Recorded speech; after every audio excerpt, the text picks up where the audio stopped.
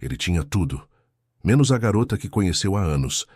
Aquela jovem tímida nunca saiu da memória do milionário, e quando finalmente a reencontrou, o destino já havia preparado tudo. De onde você está assistindo essa história?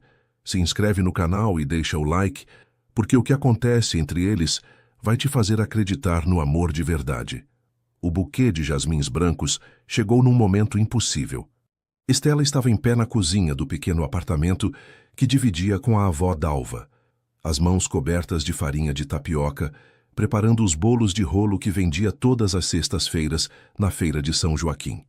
O sol da tarde entrava oblíquo pela janela entreaberta, projetando sombras douradas sobre os azulejos portugueses antigos que cobriam as paredes, aqueles mesmos azulejos que haviam visto gerações de mulheres amassando sonhos junto com a massa.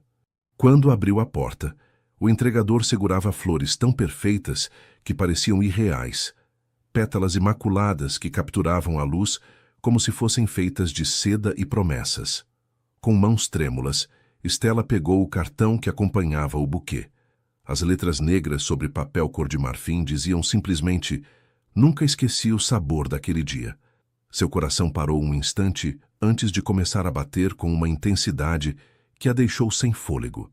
Sabia exatamente de qual dia ele falava, mesmo depois de 5 anos. 5 anos desde aquela tarde sufocante de janeiro que havia mudado tudo sem que ela soubesse naquele momento. 5 anos guardando essa lembrança como quem guarda um segredo precioso num porta-joias fechado à chave. Dalva saiu de seu quarto arrastando as chinelas gastas sobre o piso de cerâmica, com aquele andar lento mas decidido de quem caminhou pela vida sem pressa, mas sem pausa. Seus olhos pequenos e brilhantes como jabuticabas maduras observaram as flores e depois o rosto da neta. Não precisou perguntar. Depois de 83 anos neste mundo, Dalva havia aprendido que há momentos em que as palavras sobram, e este era um deles. Estela segurou o buquê contra o peito, sentindo como o aroma delicado dos jasmins se misturava com o cheiro doce da massa de coco que ainda tinha nas mãos. Naquele instante, parada no limiar entre a cozinha humilde e o corredor estreito, sentiu que 2 mundos que havia mantido separados durante tanto tempo começavam a colidir de uma maneira que já não poderia deter. Tudo havia começado numa tarde sufocante de janeiro, 5 anos atrás, quando Estela tinha apenas 22 anos e o mundo lhe parecia um lugar grande demais para alguém como ela. Trabalhava como confeiteira temporária numa grande festa empresarial em Salvador, contratada para preparar doces artesanais que seriam servidos a empresários importantes, gente cujas conversas ela não entendia e cujos ternos custavam mais que tudo o que possuía.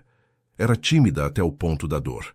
Evitava os olhares como quem evita o fogo, buscava sempre os cantos mais silenciosos de qualquer ambiente, encolhia-se sobre si mesma, esperando que sua presença passasse despercebida. Quando tinha que falar com alguém desconhecido, as palavras se engasgavam em sua garganta, como pedras grandes demais para serem engolidas. Sua mãe costumava dizer que ela havia nascido com um jardim inteiro de flores no coração, mas com espinhos na língua que a impediam de expressar sua beleza interior. Mas havia algo em Estela que as pessoas não viam à primeira vista, algo que permanecia escondido sob essa timidez que a envolvia como uma capa protetora. Tinha um talento extraordinário para transformar ingredientes simples em pequenas obras de arte comestíveis.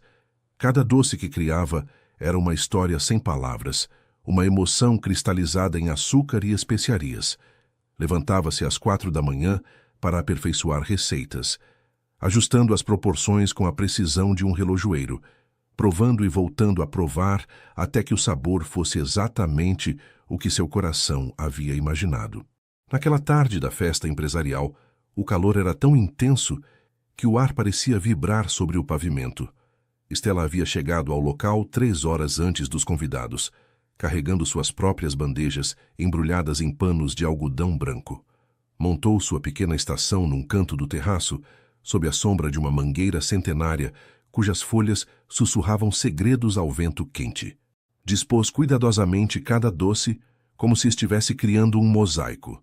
Bolos de rolo com suas espirais perfeitas de goiabada, cocadas douradas brilhantes, quindins que tremiam suavemente como pequenos sóis amarelos. Mas sua obra-prima naquela tarde era um bolo de fubá especial, diferente de todos os que havia feito antes. Havia acrescentado um toque de água de flor de laranjeira, que ela mesma havia destilado das flores do quintal de Dalva, e uma pitada de erva doce que havia comprado numa loja minúscula do Pelourinho, administrada por uma senhora baiana que lhe contara histórias sobre receitas ancestrais enquanto pesava os grãos aromáticos numa balança de bronze antiga. Heitor chegou à festa cansado de sua própria vida. Aos seus 35 anos, havia construído um império na área de tecnologia, erguendo do zero uma empresa que agora tinha escritórios em São Paulo, Rio de Janeiro e Brasília. Os jornais econômicos o chamavam de o jovem prodígio da inovação digital.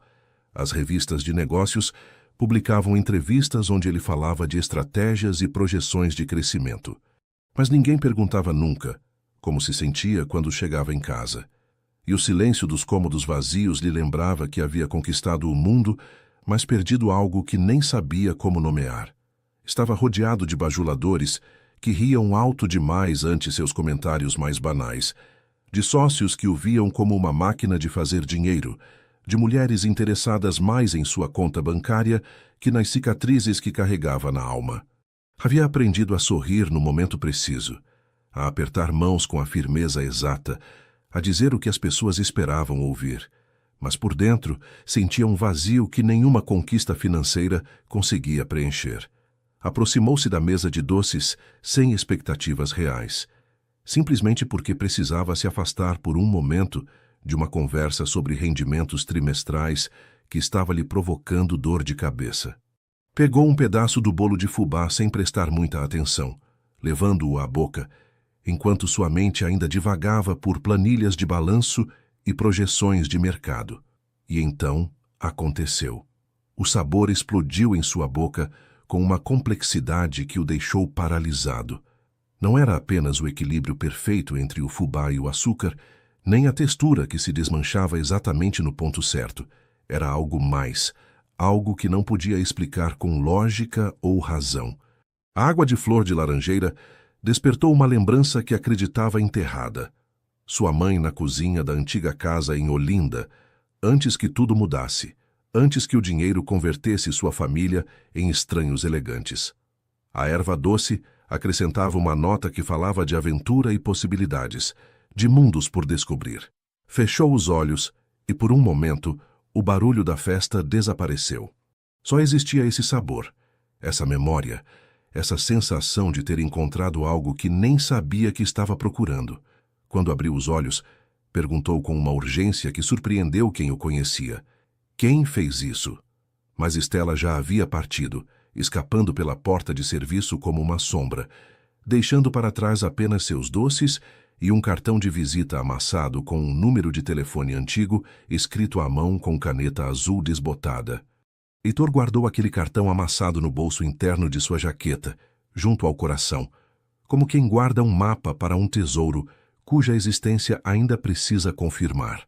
Durante o resto da festa, mal participou das conversas, respondendo com monossílabos enquanto sua mente seguia presa naquele sabor que havia despertado algo adormecido em seu interior. No dia seguinte, uma segunda-feira cinza daquelas que parecem projetadas para esmagar qualquer esperança, ligou para o número escrito no cartão. O telefone tocou 5 vezes, antes que entrasse uma secretária eletrônica com uma mensagem gravada numa voz tão baixa que mal se ouvia. Você ligou para Doces da Dalva, por favor, deixe seu recado. A voz era trêmula, insegura, como se a pessoa que falava estivesse pedindo desculpas por existir. Heitor deixou uma mensagem. Depois outra. E mais outra. Durante 3 dias consecutivos ligou para aquela linha, deixando mensagens cada vez mais longas, nas quais explicava quem era, onde havia provado seu bolo de fubá, quanto aquilo o havia emocionado. Falava ao vazio da secretária eletrônica, como quem escreve cartas a um destinatário desconhecido, esperando que de alguma forma suas palavras chegassem a tocar algo real do outro lado do silêncio. Estela escutava cada mensagem. Sentava-se no pequeno sofá desgastado da sala, com o telefone na mão, reproduzindo uma e outra vez aquela voz masculina que falava com uma mistura de urgência e vulnerabilidade que não se encaixava com o que ela imaginava que seria um empresário milionário. Dalva a observava de sua poltrona junto à janela, tricotando um xale de lã, enquanto o som das agulhas marcava um ritmo constante como um metrônomo da paciência. "Por que você não retorna a ligação, menina?" perguntou finalmente a avó numa tarde, sem levantar a vista de seu tricô. Estela baixou a cabeça, torcendo entre os dedos a borda do avental que sempre usava em casa. "Porque homens como ele não falam com garotas como eu, vó." "Não de verdade. Talvez tenha gostado do meu bolo, mas isso é tudo o que sou para alguém assim, a pessoa que faz coisas gostosas. Nada mais." Dalva parou de tricotar. Suas mãos enrugadas, marcadas por décadas de amassar e assar, pousaram sobre o xale pela metade. "Estela, meu amor, deixa eu te contar uma coisa que aprendi há muitos anos. Seu avô, que descanse em paz, era um homem simples que consertava sapatos num pequeno barracão junto ao rio. Eu era filha do dono da padaria mais próspera do bairro. Quando ele se aproximou para falar comigo pela primeira vez, meu pai quase o enxotou a pontapés. Sabe o que seu avô me disse naquela tarde?" Estela negou com a cabeça, sem se atrever a olhar diretamente para a avó. "Ele me disse: Dalva, não posso te oferecer os sapatos mais caros, mas posso te prometer que cada par que você calçar será consertado por mãos que te amam." E assim foi durante 47 anos. O amor verdadeiro não se mede pelo que você tem nos bolsos, mas pelo que você carrega no coração. Naquela noite, enquanto Salvador mergulhava na escuridão e os postes antigos do bairro piscavam acendendo um por um, Estela permaneceu acordada em seu pequeno quarto. A janela estava aberta e o som de um violão vindo de algum quintal distante flutuava, notas que subiam e desciam como ondas de emoção pura. Pensou na voz da secretária eletrônica, nas mensagens cada vez mais longas, no fato de que alguém tão importante dedicava tempo para procurá-la. Mas seu medo era maior que sua curiosidade. Esse medo que havia crescido durante anos, alimentado por cada vez que havia se sentido invisível, cada vez que havia visto como as pessoas olhavam através dela, como se fosse de vidro transparente. Vinha de um vilarejo pequeno no interior da Bahia, onde todos se conheciam pelos nomes e seus segredos. Havia aprendido a fazer doces na cozinha de azulejos antigos de Dalva, rodeada pelo cheiro de canela e cravo, o som das colheres de pau batendo contra as tigelas de barro, o ritual sagrado de transformar ingredientes humildes em alegria cristalizada. Seu conflito interno mais profundo era a certeza inabalável de que nunca seria suficiente para pertencer a mundos diferentes do seu. Não por falta de talento ou inteligência, mas porque se sentia marcada por sua origem, definida por sua timidez, limitada por todas as vezes que alguém lhe havia dito de maneiras sutis ou diretas que devia se conformar com seu lugar na ordem das coisas. Enquanto isso, Heitor havia parado de ligar, não porque tivesse perdido o interesse, mas porque finalmente havia entendido que estava cometendo um erro. Não podia forçar uma conexão fazendo um telefone tocar no vazio. Precisava de outra estratégia, uma que respeitasse os tempos e os medos daquela voz trêmula na secretária eletrônica. Contratou um investigador discreto, não para invadir a privacidade de Estela, mas simplesmente para saber onde poderia encontrá-la de maneira natural. Descobriu que ela vendia seus doces na feira de São Joaquim todos os sábados pela manhã, numa pequena barraca ao lado de um vendedor de tapioca e outro de queijos artesanais. 3 meses depois daquela festa empresarial, que havia mudado tudo sem que Estela soubesse, um sábado de chuva intensa transformou a feira de São Joaquim num labirinto de lonas molhadas e poças que refletiam o céu cinza como espelhos quebrados. A água caía com tal força que produzia um barulho constante, uma percussão líquida que afogava as vozes dos vendedores, tentando atrair os poucos compradores que se atreviam a desafiar o temporal.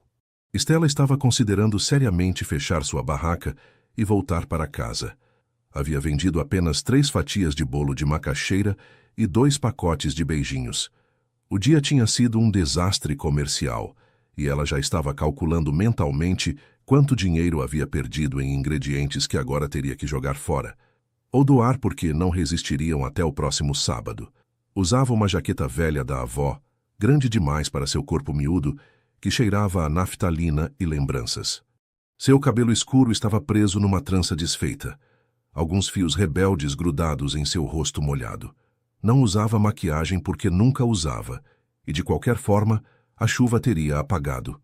Seus olhos castanhos, grandes e expressivos, olhavam o céu cinza, com aquela mistura de resignação e esperança que caracterizava toda sua existência. Então, o viu. Heitor apareceu entre a cortina de chuva como uma aparição, completamente encharcado, o cabelo escuro grudado na testa, o terno caro arruinado pela água. Não carregava guarda-chuva e segurava uma sacola de pano como se fosse um homem comum fazendo compras de fim de semana. Mas havia algo na forma como caminhava, uma determinação misturada com incerteza, que fez o coração de Stella acelerar, mesmo antes que ela entendesse por quê. Ele parou em frente à sua barraca. Seus olhos, de uma cor mel que parecia mudar com a luz, olharam-na com uma intensidade que ela não soube interpretar.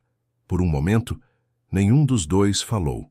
Só existia o som da chuva batendo nas lonas, o cheiro de terra molhada misturado com o aroma doce dos produtos assados, a sensação de que algo importante estava prestes a acontecer.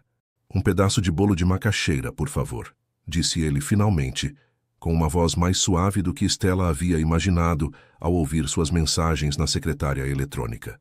Havia nervosismo naquele tom, como se ele também sentisse que este momento era frágil como cristal e devia ser tratado com extremo cuidado. Stella cortou uma porção generosa com mãos trêmulas, colocando-a num prato de papel que a água já começava a amolecer. Quando o entregou, seus dedos se roçaram brevemente, e ela sentiu uma descarga elétrica que a fez retirar a mão rápido demais, quase derrubando o prato. Heitor deu uma mordida no bolo. Mastigou devagar, fechando os olhos da mesma maneira que havia feito 3 meses atrás com o bolo de fubá. Stella observava seu rosto fascinada e aterrorizada em partes iguais, vendo como uma série de emoções cruzavam suas feições como nuvens se deslocando pelo céu. Então aconteceu algo que Stella nunca esqueceria. Lágrimas começaram a rolar pelas bochechas de Heitor, misturando-se com as gotas de chuva que já cobriam seu rosto. Mas essas lágrimas eram diferentes, reconhecíveis mesmo no meio do temporal. Eram lágrimas de memória, de perda, de algo precioso recuperado depois de se acreditar perdido para sempre. Minha mãe, disse ele com voz embargada, costumava fazer bolo exatamente assim, todo domingo de manhã, antes que o mundo mudasse. Antes que meu pai fizesse fortuna e nos mudássemos para São Paulo quando eu tinha 10 anos. Depois disso, tudo foi diferente. Cozinheiros profissionais, receitas sofisticadas de restaurantes caros, mas nunca mais este sabor simples e verdadeiro que me fazia sentir em casa. Stella não soube o que dizer. Todas as palavras que conhecia pareciam inadequadas para aquele momento. Então fez a única coisa que sabia fazer quando as palavras falhavam. Cortou outro pedaço de bolo, maior que o primeiro, e ofereceu em silêncio. Heitor sorriu através das lágrimas. É você quem deixou aquele cartão amassado na festa de janeiro? A pessoa que faz o bolo de fubá com água de flor de laranjeira e erva doce? Ela assentiu, sem confiar em sua voz para formar frases completas. Estive te procurando durante 3 meses. Te deixei mensagens. Eu sei, sussurrou Stella tão baixo que ele teve que se inclinar para ouvi-la sobre o barulho da chuva. Escutei todas. Por que não me retornou as ligações? Ela levantou a vista, reunindo toda a sua coragem para olhá-lo diretamente nos olhos. Porque tinha medo, porque homens como você não falam realmente com garotas como eu, não de verdade. Heitor sentiu como se alguém tivesse lhe dado um soco no estômago. Naquela simples confissão viu refletidos todos os seus próprios medos, todas as barreiras que ele mesmo havia construído ao redor de seu coração. E que tipo de homem você acha que eu sou? O tipo que tem tudo menos tempo para pessoas que não são importantes. Então você não me conhece absolutamente nada, respondeu ele, e pela primeira vez em meses sentiu que estava sendo completamente honesto com alguém. Sou o tipo de homem que passou os últimos 3 meses procurando uma desconhecida, só porque seu bolo me fez chorar. Que preferiria estar parado debaixo da chuva nesta feira do que em qualquer festa elegante. Que está cansado de ter tudo exceto algo real. A chuva começou a diminuir, transformando-se de aguaceiro violento em garoa persistente. Outros vendedores começaram a abrir suas barracas, a feira voltava lentamente à vida. Mas Estela e Heitor permaneceram em sua pequena bolha de tempo suspenso, onde só existiam eles dois e as verdades que acabavam de compartilhar. "Você vai voltar no próximo sábado?" perguntou ela, surpreendendo-se com sua própria ousadia. "Vou vir todos os sábados", prometeu ele, e cumpriu. Os sábados se tornaram um ritual sagrado. Heitor chegava pontual às 9 da manhã, sempre comprando algo diferente. Cocadas numa semana, bolos de goma na seguinte, pés de moleque na outra. Mas nunca ia embora imediatamente depois de comprar. Ficava apoiado no balcão improvisado, conversando com Estela enquanto ela atendia outros clientes. No início, as conversas eram breves, cuidadosas, como dois dançarinos aprendendo os passos de uma dança desconhecida. Ele perguntava sobre as receitas. Ela respondia com frases curtas, sem levantar muito o olhar. Mas semana após semana, as palavras começaram a fluir mais facilmente. Estela descobriu que quando falava de confeitaria, sua timidez diminuía. Não desaparecia completamente, mas se tornava manejável, como uma maré que recua o suficiente para deixar ver a areia escondida embaixo. Contou-lhe sobre sua infância num vilarejo pequeno do interior da Bahia, onde as ruas de terra subiam serpenteando pelo morro e as casas coloridas se agarravam às encostas como flores obstinadas. Falou-lhe de como aprendeu a fazer doces na cozinha de Dalva, observando aquelas mãos enrugadas trabalharem a massa com um conhecimento que vinha de gerações atrás. Explicou que cada receita era uma história, cada ingrediente uma memória. A canela que lembrava os natais de sua infância, o cravo que cheirava a festas juninas, o coco ralado que tinha gosto de tardes lentas de verão. Heitor escutava com uma atenção que ela nunca havia experimentado antes. Não interrompia, não olhava o celular, não dava sinais de tédio ou impaciência. Quando ela falava, ele estava completamente presente, como se aquelas palavras tímidas fossem a coisa mais importante do mundo naquele momento. E ele também começou a se abrir. Contou-lhe sobre sua família, que havia passado da classe trabalhadora para a alta sociedade no espaço de uma década. Seu pai havia inventado um sistema de irrigação revolucionário que mudou a agricultura em várias regiões do Brasil.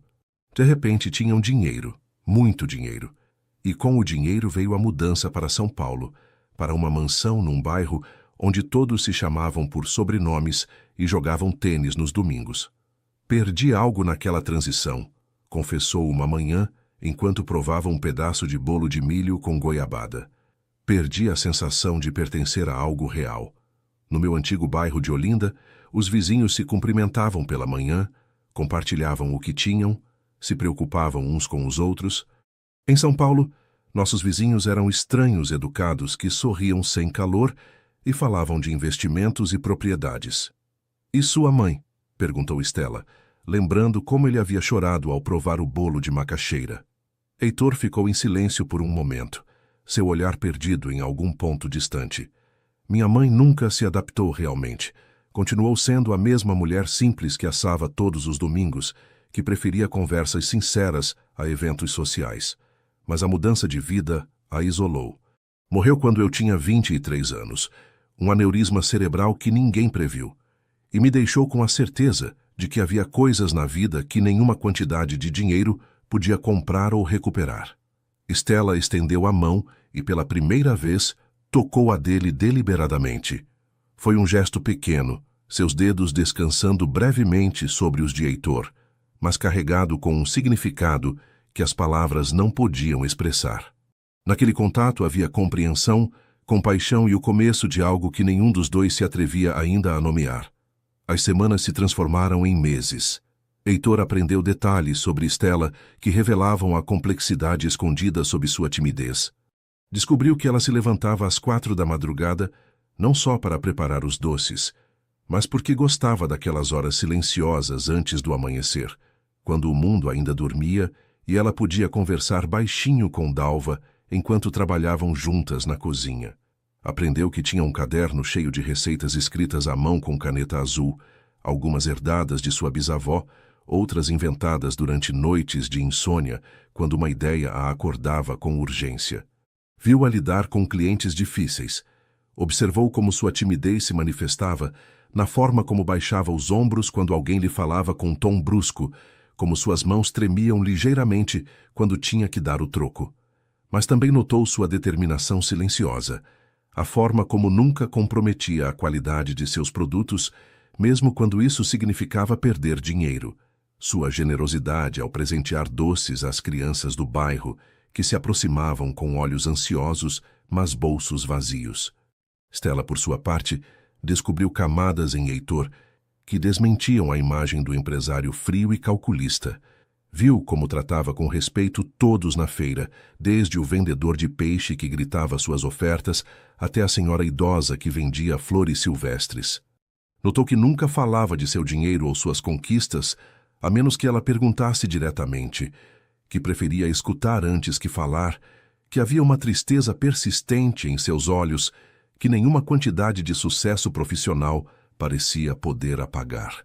Numa tarde chuvosa de abril, Heitor apareceu na feira com algo inesperado, um estojo de madeira antiga que abriu cuidadosamente para revelar um jogo de colheres de prata com cabos entalhados. Pertenciam à minha mãe, explicou. Ela as usava para medir ingredientes quando eu era criança. Quero que você as tenha. Stella recuou, sacudindo a cabeça. Não posso aceitar algo tão valioso, tão pessoal. Por favor, insistiu ele, seus olhos suplicantes. Ela teria querido que fossem usadas por alguém que entende que cozinhar é um ato de amor. Alguém como você. Foi o primeiro presente que ele lhe fez, e ela aceitou com lágrimas silenciosas correndo por suas bochechas, entendendo que não era apenas sobre as colheres, mas sobre confiança, sobre compartilhar a parte mais vulnerável de si mesmo com outro ser humano. Mas a cada passo que davam em direção a uma conexão mais profunda, os medos de Stella também cresciam.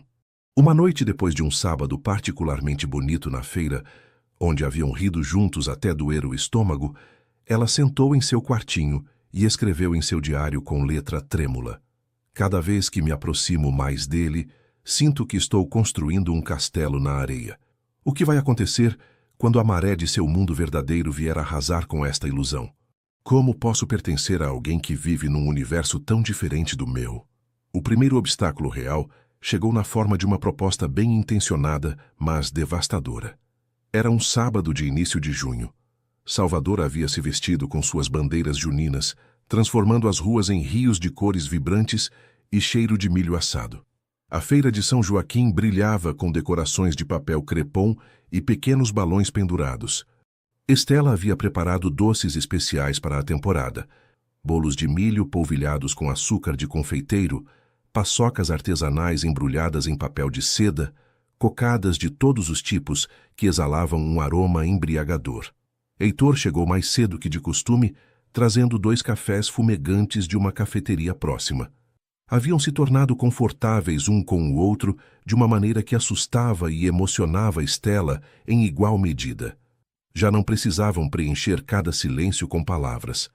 Podiam simplesmente estar juntos, ela preparando pedidos enquanto ele trabalhava em seu laptop, unidos por uma presença compartilhada que parecia mais íntima que qualquer conversa. Mas aquele dia era diferente. Heitor tinha aquela expressão que ela havia aprendido a reconhecer. Entusiasmo misturado com nervosismo, o olhar de alguém prestes a pular de um penhasco, esperando que haja água embaixo para amortecer a queda. Stella, começou ele deixando seu café sobre o balcão. Tenho pensado muito sobre isso. Seu talento é extraordinário. Mas esta barraca na feira é pequena demais para o que você poderia ser. Quero ajudar você a crescer. Encontrei o lugar perfeito perto do Pelourinho. Um local com forno a lenha, espaço para mesas onde as pessoas possam sentar. Poderíamos criar uma confeitaria de verdade, com seu nome.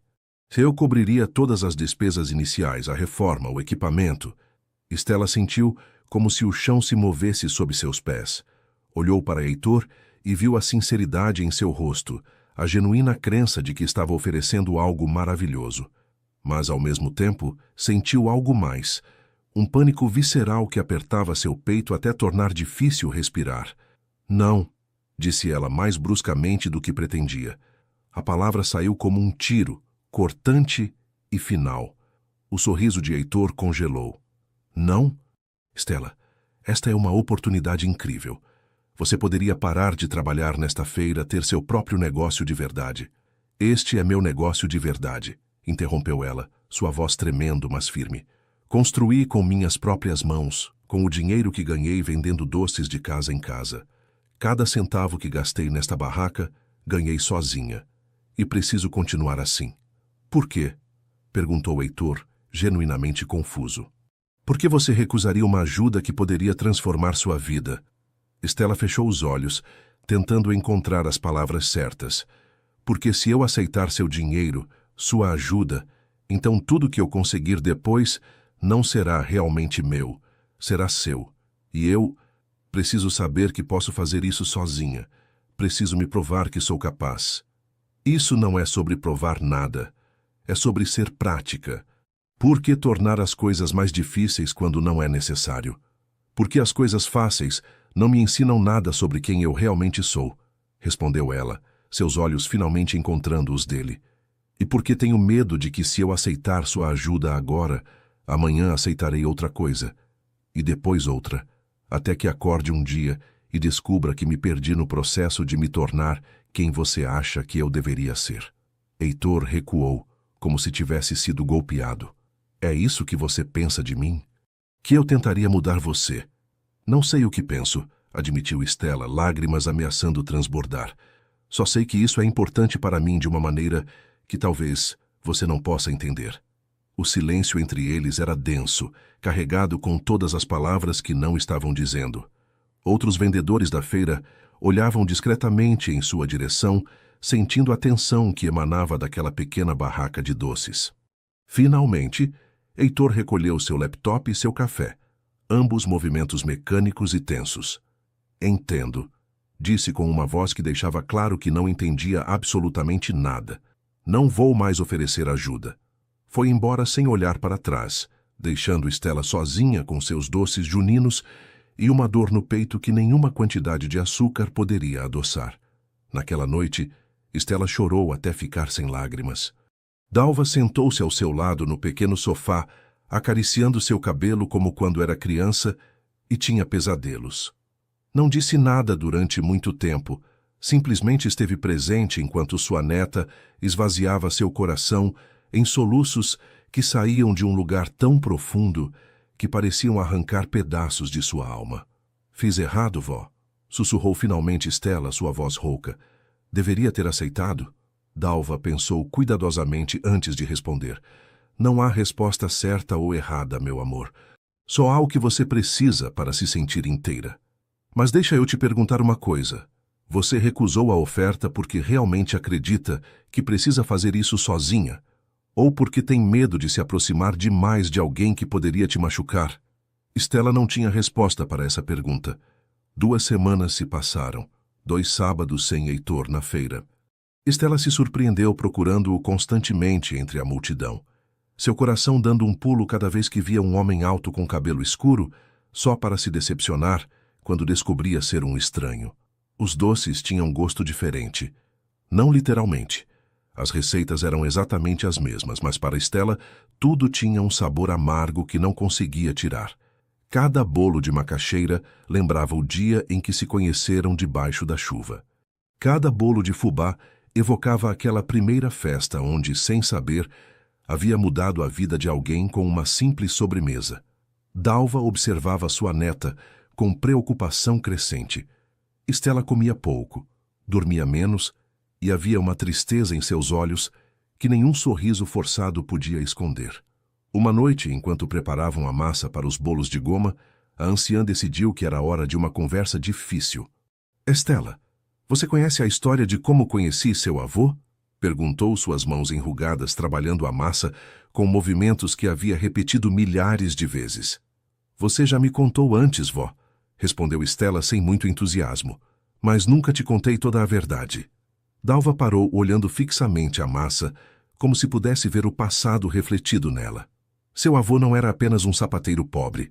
Era um sapateiro pobre com 6 irmãos menores que dependiam dele. Quando me pediu em casamento, eu recusei. 3 vezes recusei. Stella levantou a vista, surpresa. Esta parte era nova. Por quê? Perguntou. Por medo. Porque meu pai era o dono da padaria mais próspera do bairro, e me casar com seu avô significaria baixar de status social. Significaria trabalho duro, sacrifícios, uma vida muito diferente da que havia imaginado. Mas, acima de tudo, tinha medo de me apaixonar tanto que perdesse meu senso de quem eu era. Sabe o que me fez mudar de ideia, finalmente? Stella negou com a cabeça, completamente absorta na história. Uma tarde, meu pai adoeceu gravemente. O médico nos disse que ele precisava de um remédio muito caro, que só se conseguia em São Paulo. Não tínhamos o dinheiro. Seu avô apareceu naquela noite com um saco cheio de moedas. Havia vendido todas suas ferramentas, todo o seu estoque de couro, tudo o que possuía. Me disse: Dalva, amor verdadeiro não é sobre dar o que te sobra, é sobre dar o que mais dói perder. Compreendi então que recusar sua ajuda não me fazia forte, me fazia covarde. Há uma diferença entre independência e solidão autoimposta. As palavras de Dalva penetraram as defesas de Stella como água se infiltrando por rachaduras num muro. Mas, vó, como você sabia que ele não ia te mudar? Que você não perderia sua identidade? Porque ele nunca quis me mudar. Só queria que eu fosse a melhor versão de mim mesma. E essa é a diferença crucial que você precisa entender, meu amor. Quando alguém te ama de verdade, a ajuda dele não te faz menor, te dá as ferramentas para crescer maior. Naquela noite, Stella não conseguiu dormir. Ficou acordada olhando o teto de seu quarto, escutando os sons noturnos de Salvador, um cachorro latindo ao longe, o motor de um carro passando, o vento mexendo as folhas da mangueira no quintal. Pensou em Heitor, em como ele a havia olhado durante todos aqueles sábados, com uma mistura de admiração e ternura que ninguém lhe havia dedicado antes. Pensou na oferta que havia recusado e se perguntou se realmente tinha sido sobre manter sua independência ou sobre se proteger da dor potencial de se aproximar demais. Às 4 da madrugada, quando usualmente se levantava para começar a assar, Stella tomou uma decisão. Procurou o número de telefone de Heitor, aquele número que ele havia deixado numa de suas mensagens da secretária eletrônica meses atrás. Suas mãos tremiam enquanto discava, e seu coração batia tão forte que pensou que acordaria Dalva no quarto ao lado. O telefone tocou 1 vez, 2 vezes, 3 vezes. No quarto toque, quando Stella estava prestes a desligar, tomada pelo pânico, ouviu a voz sonolenta de Heitor. Alô? Sou eu, sussurrou Stella, sua voz mal audível. Sou a Stella. Houve um silêncio do outro lado, mas ela podia ouvir sua respiração. Podia sentir sua presença através das ondas telefônicas que os conectavam através da distância. Você está bem? Perguntou ele finalmente, preocupação evidente em seu tom. São 4 da manhã. Não estou bem, admitiu ela, as palavras saindo num torrente agora que havia começado. Não tenho estado bem desde que você foi embora. E preciso te dizer que sinto muito. Não por recusar sua oferta, mas pela maneira como fiz. Por não te explicar realmente o que sentia. Por te deixar ir sem lutar por nós. Stella. A voz de Heitor soava cheia de emoção contida. Me deixa terminar, por favor, antes que eu perca a coragem. Você tem razão em que, às vezes, torno as coisas mais difíceis do que o necessário. Mas eu também tinha razão em precisar fazer isso do meu jeito. O que eu não entendia então, e estou começando a entender agora, é que podemos ter as duas coisas. Posso manter minha independência e aceitar seu apoio. Não são mutuamente excludentes. Só preciso que você entenda por que é tão importante para mim construir algo com minhas próprias mãos. Eu entendo, respondeu Heitor, e desta vez realmente soava como se entendesse. Eu também fiz errado. Tentei resolver sua vida como se fosse um dos meus problemas empresariais. Vi uma oportunidade e pulei sem te perguntar realmente o que você queria. Fui arrogante ao pensar que sabia o que era melhor para você. Podemos tentar de novo? Perguntou Stella, prendendo a respiração. Sim, disse ele sem hesitar. Mas desta vez, vamos fazer as coisas diferentes. Desta vez, vamos realmente nos escutar.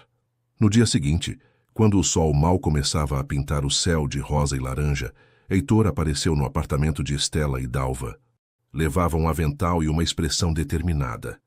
Quero ser seu ajudante, anunciou. Não seu investidor, não seu salvador, só seu ajudante. Quero aprender a fazer o que você faz. Quero entender seu mundo de dentro. Dalva soltou uma gargalhada que fez tremer seus ombros frágeis. Então se põe a trabalhar, rapaz. Estes bolos de goma não vão se fazer sozinhos. E assim, numa cozinha pequena cheia de farinha e esperança, começou uma nova etapa de sua relação. Uma construída sobre bases mais sólidas que a atração inicial. Uma baseada em respeito mútuo, na vontade de entender as perspectivas um do outro, no reconhecimento de que o amor verdadeiro não era sobre se fundir numa só pessoa, mas sobre duas pessoas completas, escolhendo caminhar juntas. Os meses seguintes foram um período de crescimento tanto para Estela como para Heitor, mas também trouxeram desafios que nenhum dos dois havia antecipado. Heitor havia assumido que apresentar Estela à sua família seria um passo natural e relativamente simples. Estava enganado. O convite chegou na forma de uma ligação telefônica de sua irmã Clarice, uma mulher de 40 anos, com um doutorado em economia e uma forma de falar que fazia cada palavra soar como uma avaliação crítica. A família estava organizando um jantar na mansão em Guarujá para celebrar o aniversário de seu pai. Heitor era esperado e, claro, podia trazer sua amiga. A forma como Clarice pronunciou a palavra amiga deixou claro exatamente o que pensava sobre a situação. Estela entrou em pânico quando Heitor falou sobre o jantar. Passou 3 dias sem conseguir comer direito, imaginando todos os cenários possíveis de humilhação. O que ia vestir? Não tinha roupa apropriada para uma mansão no Guarujá. Do que ia falar com gente que provavelmente discutia sobre investimentos e política internacional? Como ia se comportar num mundo tão distante da feira de São Joaquim e da cozinha de Dalva? Dalva, com sua sabedoria habitual, preparou-lhe um chá de ervas e sentou-se com ela no pequeno sofá. Estela, me escuta bem. Essa gente não é melhor que você por ter mais dinheiro. São apenas pessoas que tiveram oportunidades diferentes, mas você tem algo que nenhuma quantidade de dinheiro pode comprar: autenticidade. Vai lá sendo exatamente quem você é, sem fingir ser outra pessoa. Se isso não for suficiente para eles, então eles não são suficientes para você.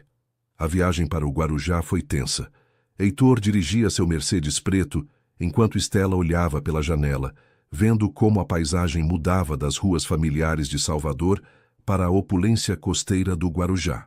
A mansão apareceu finalmente atrás de portões de ferro forjado, uma estrutura branca e moderna que parecia mais um hotel de luxo que uma casa familiar.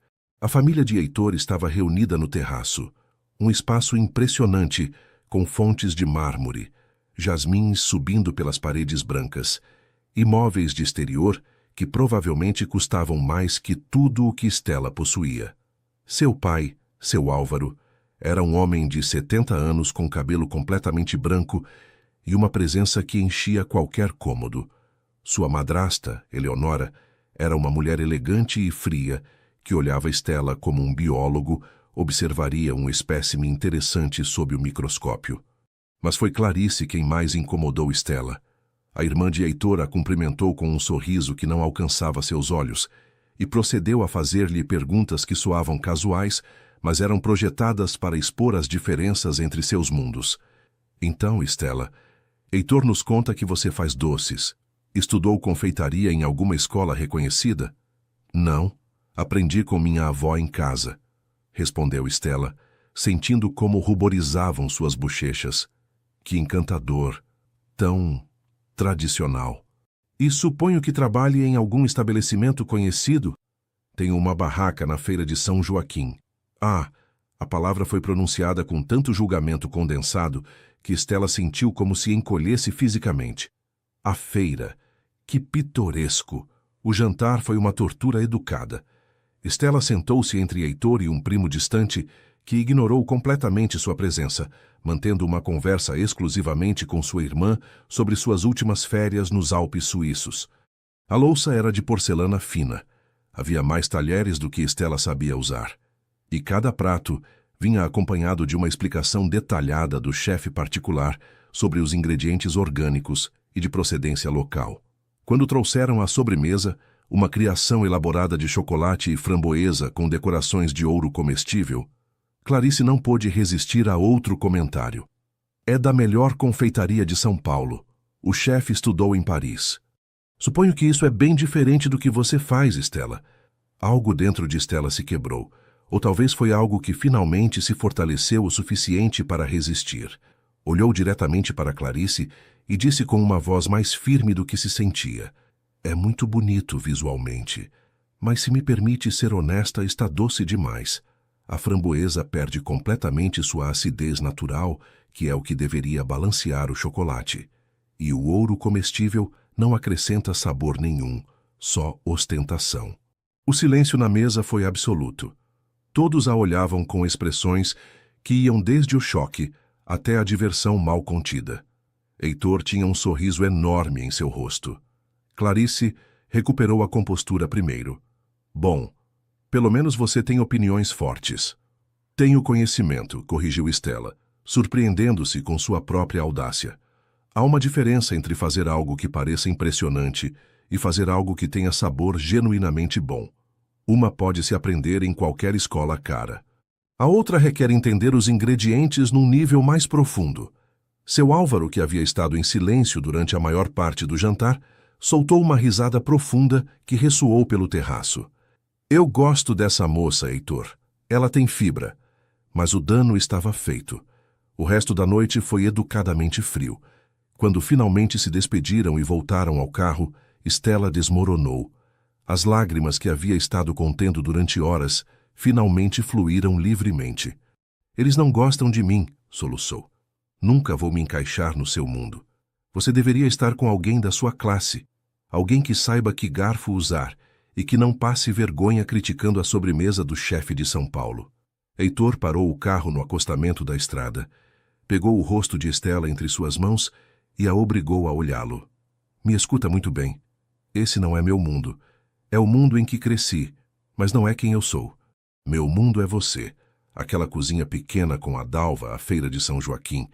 E o que você fez lá dentro, se defender e defender seu conhecimento, foi a coisa mais atraente que já vi você fazer. Mas sua família, minha família, precisa aprender que o valor de uma pessoa não se mede por onde estudou ou quanto dinheiro tem. E se não conseguem ver o quão extraordinária você é, esse é problema deles, não seu. Dirigiram de volta para Salvador em silêncio, mas desta vez era um silêncio confortável.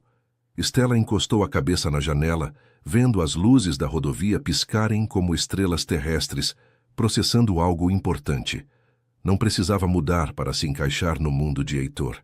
Precisava que ele escolhesse construir um mundo novo com ela, mas as dificuldades estavam longe de terminar. A crise que estava prestes a atingir a empresa de Heitor poria à prova sua relação de maneiras que nenhum dos dois havia imaginado. 3 meses depois do desastroso jantar no Guarujá, o mundo de Heitor começou a desmoronar. Havia investido pesadamente num projeto de expansão para mercados internacionais, confiando em projeções otimistas e na palavra de sócios que se revelaram menos confiáveis do que havia acreditado. Quando um dos principais investidores se retirou subitamente, levando consigo uma porção significativa do capital operacional, toda a estrutura cambaleou. Stella notou a mudança antes que ele dissesse uma palavra. Os sábados na feira se tornaram menos frequentes. Quando aparecia, tinha olheiras profundas que nenhuma quantidade de café podia disfarçar. Suas mãos tremiam ligeiramente quando segurava a xícara e havia uma tensão em seus ombros que falava de um peso invisível, mas opressor. Uma noite, Heitor apareceu no apartamento de Stella e Dalva às 10 da noite, sem avisar. Quando Stella abriu a porta, alarmou-se ao ver seu estado. Seu terno, usualmente impecável, estava amassado. Sua gravata pendia frouxa ao redor do pescoço. Mas o mais perturbador eram seus olhos, vazios, derrotados, como janelas para uma alma que havia perdido a esperança.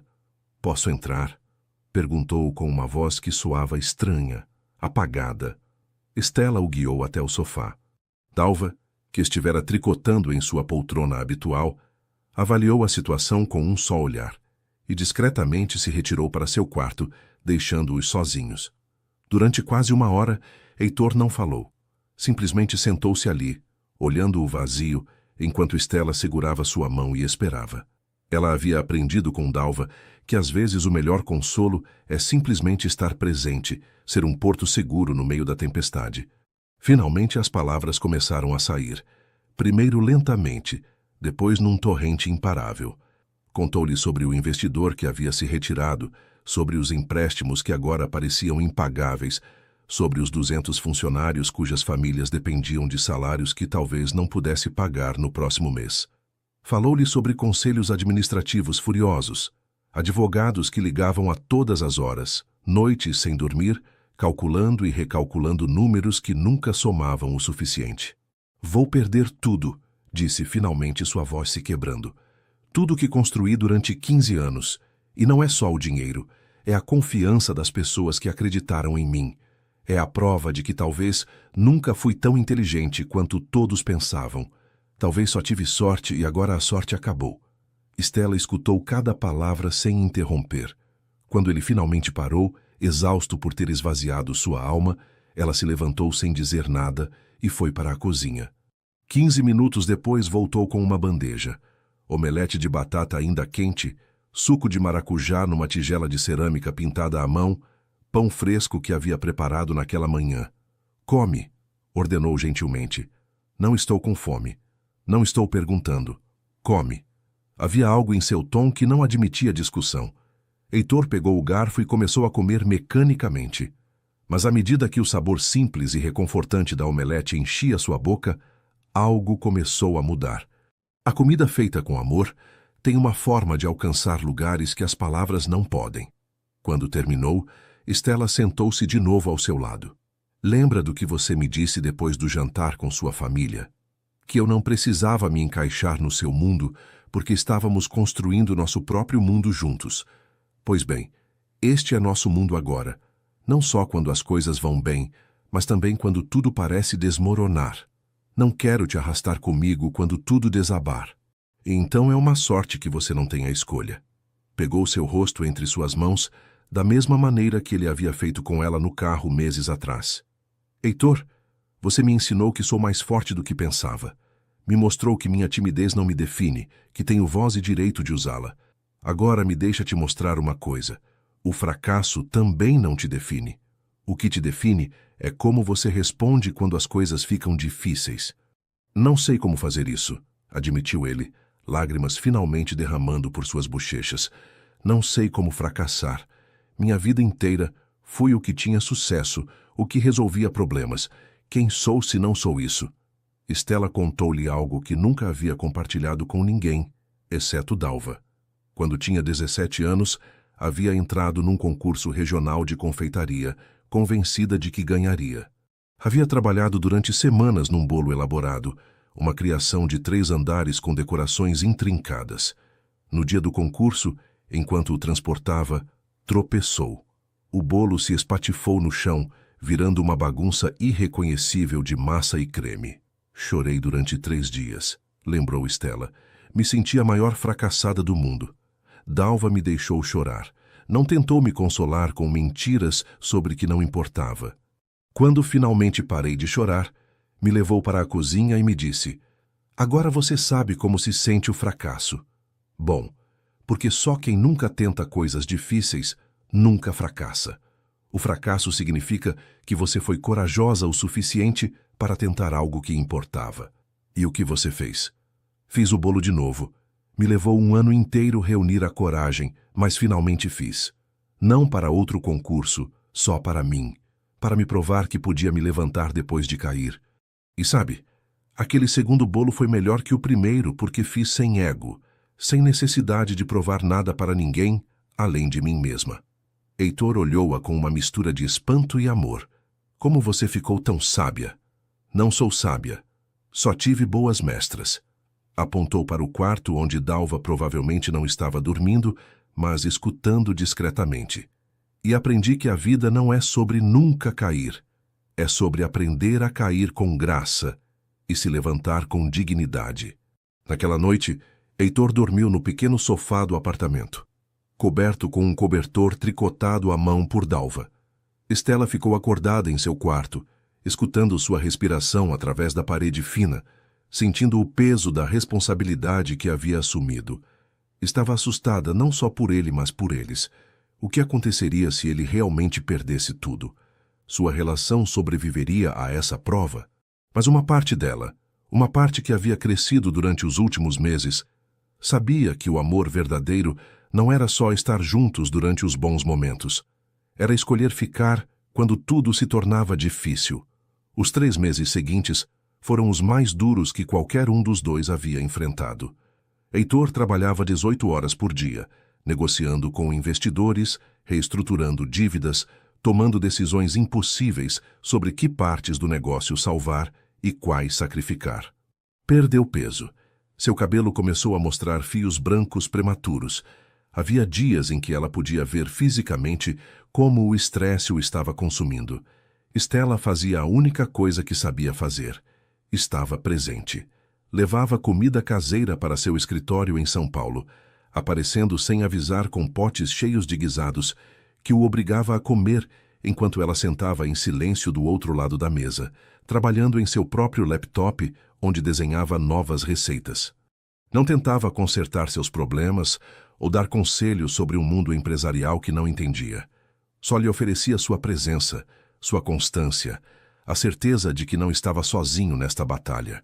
Uma noite particularmente escura, depois de uma reunião de conselho especialmente brutal, onde teve que anunciar demissões em massa, Heitor desmoronou completamente.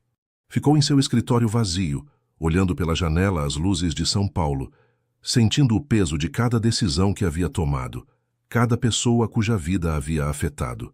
Seu telefone tocou. Era Estela. "Sai na varanda", disse-lhe sem mais explicação. Confuso, Heitor abriu as portas da varanda que dava para a Avenida Paulista. Embaixo, na rua, viu Estela parada com uma pequena caixa de som portátil. Ela apertou o play e começou a tocar uma canção, uma velha balada de Gonzaguinha que sua mãe costumava cantar. A voz do cantor se elevou pela rua, misturando-se com o barulho do trânsito, desafiante em sua beleza. Estela levantou o olhar para ele e gritou alto o suficiente para que a escutasse sobre o barulho da cidade. "Você não está sozinho. Nunca está sozinho." Heitor sentiu algo se quebrar dentro dele, mas desta vez era algo bom. Era a couraça de autossuficiência que havia construído durante anos, a crença de que tinha que ser forte sozinho. Naquele momento, parado naquela varanda à meia-noite, com aquela mulher extraordinária embaixo na rua, arriscando-se a parecer louca só para lembrá-lo de que era amado, entendeu algo fundamental. A verdadeira força não vem de nunca precisar de ajuda, mas de ter a coragem de aceitá-la quando é oferecida. A crise alcançou seu ponto mais baixo numa fria noite de agosto. Heitor havia lutado durante meses, havia feito tudo o possível, havia sacrificado seu orgulho negociando termos que meses atrás teria considerado inaceitáveis. Mas não foi suficiente. Teve que vender 51% de sua empresa a um consórcio de investidores, perdendo o controle que havia mantido zelosamente durante 15 anos. Quando assinou os documentos finais, sentiu como se estivesse assinando sua própria sentença de morte profissional. Já não era o capitão de seu próprio barco. Era um funcionário altamente pago na empresa que havia construído do zero, respondendo agora a um conselho diretivo que avaliaria cada uma de suas decisões, que poderia vetá-lo, que tinha o poder de demiti-lo de sua própria criação. Naquela noite dirigiu sem rumo por São Paulo durante horas, sem poder encarar a ideia de ir para seu apartamento vazio. Finalmente, sem ter planejado conscientemente, encontrou-se na rodovia rumo a Salvador. Eram 3 da madrugada quando chegou ao apartamento de Estela e Dalva. Não precisou tocar a campainha. Quando o carro parou em frente ao prédio, Estela já estava na janela como se estivesse esperando-o. Desceu de camisola e roupão, descalça, sem se importar com o frio da madrugada. Não disse nada. Só abriu os braços e ele desmoronou neles, soluçando como uma criança. Todos os meses de conter as emoções, de manter a fachada de controle, de fingir que podia lidar com tudo, finalmente transbordaram. Chorou pela empresa que já não era completamente sua, pelos funcionários que havia tido que demitir, pela imagem que tinha de si mesmo como alguém que nunca falhava. Stella o guiou para dentro, para o pequeno sofá onde tantas conversas importantes haviam acontecido. Dalva apareceu de seu quarto, envolta num chale antigo, e sem dizer palavra começou a preparar chá na cozinha. O som familiar da água fervendo, o tilintar das xícaras de cerâmica, o aroma do chá de ervas criavam uma bolha de normalidade no meio do caos emocional. Perdi tudo, disse finalmente Heitor quando conseguiu controlar o suficiente sua respiração para falar. Assinei hoje. A empresa já não é minha. Trabalhei 15 anos construindo algo do zero e em 6 meses perdi. Você não perdeu tudo, corrigiu Stella gentilmente. Perdeu o controle de uma empresa. É doloroso, é duro, mas não é tudo o que você é. É quem fui durante 15 anos. É minha identidade. Dalva aproximou-se com o chá e sentou-se em sua poltrona habitual. Tomou um gole longo antes de falar, e quando o fez, sua voz carregava o peso da experiência vivida. Heitor, sabe quantas vezes tive que recomeçar na minha vida? Perdi minha primeira casa numa enchente quando tinha 30 anos. Perdi meu marido quando tinha 55. Perdi meu negócio de confeitaria quando adoeci aos 62. Cada vez pensei que era o fim, que não poderia me recuperar. Mas aqui estou, aos 83, ainda assando, ainda vivendo, ainda encontrando razões para me levantar toda manhã. Como fez isso? Perguntou Heitor, genuinamente querendo saber. Parei de me definir pelo que havia perdido e comecei a me definir pelo que ainda podia criar. A identidade verdadeira não vem de fora, de títulos ou posses. Vem de dentro, de quem você é quando tudo o mais se tira. As palavras ressoaram no silêncio da pequena sala. Lá fora, Salvador começava a despertar. O primeiro ônibus passou pela rua, seu motor quebrando o silêncio da madrugada. Logo seria hora de Stella começar a assar para a feira do sábado. Fica com a gente hoje, ofereceu Stella. Não volta para São Paulo. Fica aqui e me ajuda a preparar os doces. Faz algo simples e real com suas mãos. Lembra que a vida é mais que planilhas e reuniões de conselho. Heitor aceitou. Passou aquele dia na pequena cozinha, suas mãos elegantes e acostumadas a digitar em teclados de computador, aprendendo a amassar massa de bolo de rolo, a dar forma a cocadas, a polvilhar açúcar de confeiteiro com a precisão exata que Dalva lhe ensinava com paciência infinita. Havia algo profundamente terapêutico naquele trabalho manual. Cada vez que suas mãos tocavam a massa, sentia como se estivesse reconectando com uma parte de si mesmo que havia perdido na corrida pelo sucesso. Lembrou de sua mãe naquela antiga cozinha de Olinda. Lembrou como o ato simples de criar algo com as próprias mãos podia ser mais satisfatório que qualquer fusão empresarial ou aquisição milionária. Naquela tarde, quando o apartamento cheirava a canela e açúcar, quando as bandejas de doces recém-feitos cobriam cada superfície disponível, Heitor sentiu algo que não havia sentido em meses. Paz. Não a paz que vem de resolver todos os problemas, mas a paz que vem de aceitar que alguns problemas não têm solução perfeita e que está tudo bem simplesmente fazer o melhor que pode com o que tem. Obrigado, disse a Stella enquanto lavavam juntos a louça, suas mãos se encontrando sob a água ensaboada. Não só por hoje, pelos últimos meses, por não ir embora quando as coisas ficaram difíceis, por me mostrar que há mais na vida que o sucesso empresarial. Stella secou as mãos no avental e virou-se para olhá-lo diretamente. Heitor, há algo que preciso te dizer. Algo que venho sentindo há meses, mas não sabia como expressar. Ele esperou, seu coração acelerando de uma maneira que não tinha nada a ver com estresse. Eu te amo, disse ela simplesmente. Não ao empresário bem-sucedido, não ao homem rico, não à versão polida que você apresenta ao mundo. Amo o homem que chora quando prova bolo de macaxeira porque lembra da mãe. O homem que passou horas parado debaixo da chuva numa feira só para me ver. O homem que está aqui agora coberto de farinha, aprendendo a fazer doces porque confia em mim o suficiente para ser vulnerável. Esse é o homem de quem me apaixonei. Heitor a beijou então, um beijo que tinha gosto de açúcar e lágrimas e novos começos. Quando se separaram, viu nos olhos de Stella algo que nunca havia visto em mais ninguém, aceitação completa e total de quem ele era em seu núcleo mais fundamental. Mas sua declaração de amor havia despertado algo nele. Uma pergunta que vinha se formando durante meses finalmente se cristalizou. Não era o momento adequado. Estava coberto de farinha, acabara de perder o controle de sua empresa. Mas às vezes, os momentos perfeitos não são os que planejamos, mas os que simplesmente são. Ajoelhou-se ali mesmo no piso de cerâmica desgastado da pequena cozinha, com Dalva observando da porta com um sorriso conhecedor. Stella, começou, sua voz tremendo, mas firme em seu propósito. Construí muitas coisas na minha vida. Empresas, riqueza, reputação, mas nada disso me fez sentir completo. Você me mostrou que a verdadeira riqueza não está numa conta bancária, mas em acordar toda manhã ao lado de alguém que te ama por quem realmente és. Quero passar o resto da minha vida aprendendo de você, criando com você, construindo um mundo onde ambos possamos ser totalmente nós mesmos. Você se casaria comigo? Stella levou as mãos à boca, lágrimas começando a rolar por suas bochechas. Olhou para Dalva, que assentiu com aprovação, depois de volta para Heitor, ajoelhado no chão de sua cozinha. Sim, sussurrou. Depois mais alto. Sim, mas com uma condição. Heitor sorriu nervosamente. Qual? Que construamos algo juntos. Algo que combine seu talento para negócios e minha paixão pela confeitaria. Mas não só um negócio. Algo que devolva à comunidade, que ajude outros da maneira como Dalva me ajudou. Algo que tenha significado além dos lucros.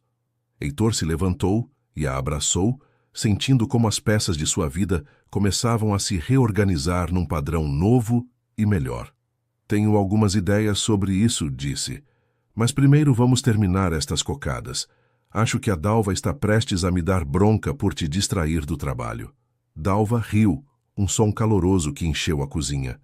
Ah, meus filhos, o trabalho pode esperar. Alguns momentos são para saborear, não para apressar. O noivado mudou algo fundamental em ambos. Não foi uma transformação dramática e imediata, mas uma mudança sutil na forma como viam seu futuro. Já não eram duas pessoas tentando encaixar suas vidas separadas juntas, mas parceiros genuínos imaginando algo completamente novo. Durante as semanas seguintes, começaram a planejar. Não um casamento extravagante, nem um negócio tradicional, mas algo mais significativo. Passavam as tardes no pequeno apartamento, papéis espalhados sobre a mesa da cozinha, xícaras de chá esfriando enquanto debatiam ideias. A visão começou a tomar forma gradualmente. Uma escola de confeitaria gratuita para jovens de bairros carentes de Salvador. Não só ensinariam técnicas de confeitaria, mas também habilidades empresariais básicas, ajudando-os a construir um futuro para si mesmos. Seria um lugar onde o talento importasse mais que a origem social, onde garotos como Stella pudessem aprender sem a barreira financeira das escolas culinárias caras. Mas precisamos de um espaço, apontou Heitor, fazendo cálculos em seu caderno. E equipamento profissional, fornos industriais, batedeiras, toda a infraestrutura. Mesmo com minhas economias pessoais, não sei se podemos... Espera, interrompeu Stella, seus olhos brilhando com uma ideia. E aquele prédio antigo perto do Mercado Modelo? O que costumava ser uma fábrica de azulejos está abandonado há anos, mas a estrutura é sólida. Quando era criança e visitava Dalva em Salvador, costumava passar por lá e sonhar que um dia alguém o transformaria em algo bonito de novo. Heitor investigou. O prédio estava numa área em processo de revitalização e a prefeitura estava oferecendo incentivos para projetos que beneficiassem a comunidade. Com sua experiência em desenvolvimento de negócios e as conexões que ainda mantinha, apesar de ter perdido o controle de sua empresa, pôde negociar termos favoráveis. Mas o verdadeiro trabalho era emocional, não financeiro. Heitor teve que enfrentar seu ego ferido. A vergonha de não poder financiar o projeto completamente sozinho como teria feito antes. Stella teve que confrontar seus próprios medos sobre ampliar seu mundo tão dramaticamente, sobre estar à frente de algo tão visível quando toda sua vida havia preferido permanecer invisível. Uma tarde, enquanto visitavam o prédio abandonado, Stella teve um momento de pânico absoluto. Olhando o espaço enorme, as paredes descascadas, os tetos altos com vigas de madeira à vista, sentiu como se estivesse se afogando. Não posso fazer isso, disse repentinamente, sua voz subindo de tom. Em que estava pensando? Eu sou a garota que vende doces numa barraca da feira. Não sou a pessoa que dirige uma escola, que fala na frente de grupos de estudantes, que... Heitor pegou suas mãos, obrigando-a a olhá-lo. Respira. Só respira comigo. Inalaram e exalaram juntos, o som de sua respiração sincronizada enchendo o espaço vazio. Gradualmente, o pânico de Stella começou a diminuir. Lembra do que você me disse quando eu estava no meu pior momento? Perguntou Heitor gentilmente. Que o fracasso não me define.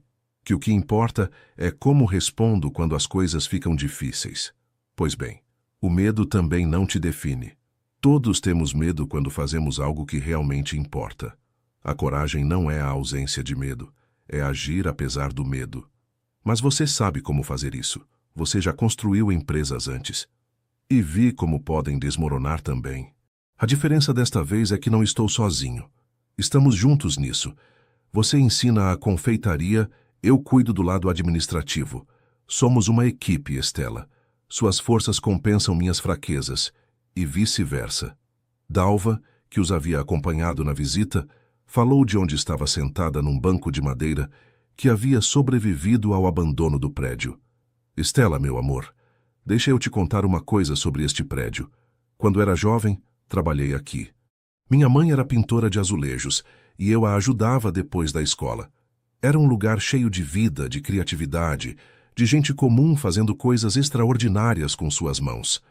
Depois veio a crise, a fábrica fechou e este lugar se tornou um fantasma. Mas os prédios, como as pessoas, podem ter segundas chances. Podem renascer se alguém tiver a coragem de acreditar neles.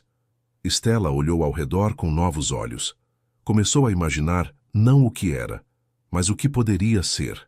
Viu cozinhas brilhantes onde agora havia paredes descascadas. Ouviu risadas e conversas, onde agora só havia silêncio. Sentiu o cheiro de canela e açúcar, onde agora só havia poeira e abandono. Tá bom, disse finalmente, sua voz tremendo, mas determinada. Vamos fazer, mas fazemos direito. Sem atalhos, sem comprometer a qualidade ou a visão. Se vamos fazer isso, vamos fazer de um jeito que honre cada estudante que confiar em nós. Os meses seguintes foram um turbilhão de atividade. Heitor coordenou a reforma, trabalhando com arquitetos e empreiteiros.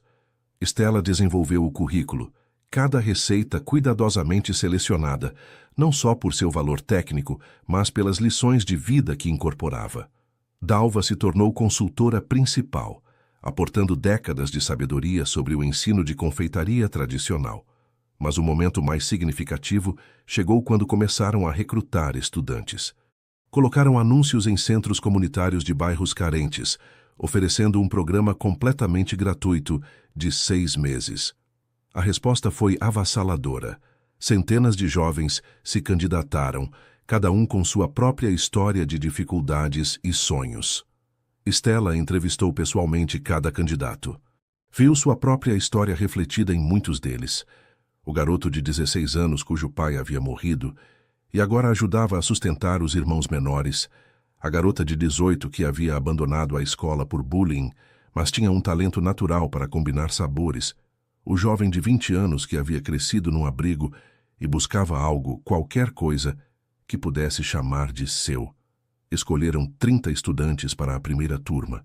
No dia em que anunciaram as seleções, Stella chorou vendo as expressões de esperança nos rostos daqueles jovens. Entendeu então que isso era maior que ela, maior que sua relação com Heitor, maior que seu próprio medo. Era sobre dar a outros a oportunidade que ela havia tido, alguém que acreditasse em seu potencial. À noite antes da inauguração, Stella não conseguiu dormir. Ficou acordada na cama que agora dividia com Heitor, num apartamento novo que haviam alugado juntos, olhando o teto, sentindo o peso da responsabilidade. Heitor, que também não dormia, virou-se para ela. Está pensando em amanhã? Estou apavorada, admitiu ela. E se eu não for boa professora? E se eu os decepcionar? Então você vai aprender e melhorar, assim como eles vão aprender e melhorar. Estela, ninguém espera a perfeição. O que esses garotos precisam é de alguém que se importe genuinamente com o sucesso deles. E isso, meu amor, você já tem em abundância. Estela se aconchegou contra ele, encontrando consolo no batimento constante de seu coração. Como terminamos aqui? Há 2 anos eu era só a garota tímida da feira e você era o empresário que provou meu bolo. Como chegamos de lá até isso? Um passo de cada vez, respondeu Heitor beijando sua testa. Cada decisão corajosa, cada momento de vulnerabilidade, cada vez que escolhemos confiar um no outro apesar do medo. Foi assim que chegamos aqui, e é assim que continuaremos avançando. Dormiram finalmente, abraçados, enquanto Salvador descansava sob um céu estrelado que prometia um novo amanhecer. O prédio reformado perto do mercado modelo brilhava sob o sol da manhã. As paredes que haviam estado descascadas agora exibiam um branco limpo, decoradas com azulejos tradicionais que prestavam homenagem ao passado do prédio como fábrica. As cozinhas profissionais reluziam com equipamentos novos, e o aroma de pão fresco já enchia o espaço. Cortesia de Dalva, que havia chegado às 5 da manhã para preparar o primeiro lote. 30 jovens nervosos e esperançosos se reuniram na área principal. Alguns chegaram acompanhados por familiares que ficavam na entrada, orgulhosos e expectantes. Outros vieram sozinhos, sem ninguém para celebrar este momento com eles, o que tornava sua presença ainda mais significativa. Estela estava parada na frente deles, suas mãos tremendo ligeiramente, enquanto segurava as anotações que havia preparado. Heitor estava no fundo, dando-lhe espaço para brilhar mais perto o suficiente para oferecer apoio silencioso. Dalva estava ao seu lado, uma presença estabilizadora. Bom dia, começou Estela, sua voz mal um sussurro. 30 pares de olhos a olhavam expectantes. Ela engoliu em seco, lembrou das palavras de Heitor da noite anterior e começou de novo, desta vez com mais força. Bom dia. Bem-vindos à Escola de Confeitaria Dalva. O nome havia sido ideia dela, uma forma de honrar a mulher que lhe havia ensinado não só a assar, mas a acreditar em si mesma. Dalva havia chorado quando soube, lágrimas felizes que rolaram por suas bochechas enrugadas enquanto repetia: que honra tão grande. Alguns de vocês devem estar se perguntando por que estão aqui, continuou Estela, deixando de lado suas anotações preparadas e falando do coração. Recebemos centenas de inscrições e foi doloroso ter que escolher. Mas cada um de vocês está aqui porque vimos algo especial. Não só talento, embora todos tenham isso. Vimos determinação. Vimos a vontade de acordar cedo, de trabalhar duro, de transformar ingredientes simples em algo extraordinário. Fez uma pausa, seus olhos percorrendo o grupo. Viu uma garota na primeira fileira, talvez de 17 anos, com o cabelo preso num rabo de cavalo perfeito e um caderno já aberto em seu colo. Viu um rapaz alto no fundo, com tatuagens aparecendo por baixo das mangas de sua camisa, que a olhava com uma mistura de ceticismo e esperança. Viu dúzias de histórias esperando para serem escritas. Eu também estive onde vocês estão, confessou, decidindo compartilhar algo que não havia planejado. Cresci pensando que minha timidez me definiria para sempre, que nunca seria boa o suficiente para coisas grandes. Vendia meus doces numa barraquinha da feira e isso parecia tudo o que podia aspirar. Mas algo mudou. Olhou para Heitor brevemente. Alguém me mostrou que ser tímida não significa ser fraca. Que vir de um lugar humilde não significa que você deva permanecer pequena. E agora estou aqui parada na frente de vocês, fazendo algo que nunca imaginei possível. A garota na primeira fileira sorriu. E algo naquele sorriso deu a Estela a coragem para continuar. Este programa não será fácil, advertiu. Vocês vão acordar cedo, vão se queimar, Vão fazer massas que não crescem e cremes que não emulsionam. Vão cometer erros. Mas cada erro é uma lição. E cada lição é um passo para se tornarem quem estão destinados a ser. Dalva deu um passo à frente. E agora chega de palavras. Nesta escola aprendemos fazendo. Então coloquem seus aventais. Vamos fazer pão. O resto do dia foi um belo caos. 30 pessoas que nunca haviam trabalhado juntas aprendendo a medir, misturar, amassar. Estela se movia entre as estações de trabalho, corrigindo gentilmente, encorajando, explicando. Heitor cuidava da logística, garantindo que cada estação tivesse os ingredientes necessários, tirando fotos documentando este primeiro dia histórico. Houve pequenos desastres. Um garoto derrubou um saco inteiro de farinha, criando uma nuvem branca que os fez tossir e rir simultaneamente. Uma garota confundiu sal com açúcar, resultando num pão completamente incomível. Mas também houve pequenos triunfos. O garoto com tatuagens cujo nome era Rafael produziu um pão perfeito em sua segunda tentativa, suas mãos grandes e ásperas demonstrando uma delicadeza surpreendente. No final do dia, quando os estudantes haviam partido levando consigo seus primeiros pães assados embrulhados cuidadosamente em papel, Estela, Heitor e Dalva sentaram-se no meio da cozinha, exaustos, mas satisfeitos. Conseguimos, disse Estela, quase sem acreditar. Realmente conseguimos. Mal começamos, respondeu Heitor, mas seu sorriso era enorme. Isso vai ser maior do que imaginamos. Dalva não disse nada, só sorriu, aquele sorriso sábio de alguém que viu muitas coisas e sabe reconhecer algo especial quando vê. Os primeiros 3 meses da escola foram uma montanha-russa de emoções. Alguns estudantes prosperaram imediatamente, absorvendo cada lição como esponjas. Outros lutavam, não só com as técnicas, mas com suas próprias dúvidas e circunstâncias difíceis. Rafael, o garoto das tatuagens que havia feito o pão perfeito no primeiro dia, parou de vir depois de 3 semanas. Estela não sabia o que havia acontecido até que o procurou em seu bairro, encontrando-o trabalhando numa oficina mecânica. Preciso do dinheiro, explicou ele sem conseguir olhá-la nos olhos. Minha irmã pequena precisa de remédios e isso... Apontou para a oficina suja.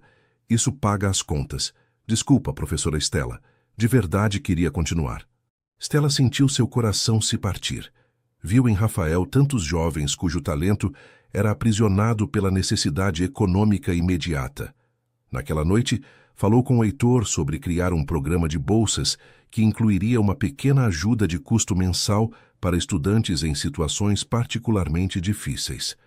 Não podemos salvar todos, advertiu Heitor, embora sua expressão mostrasse que ele também queria tentar.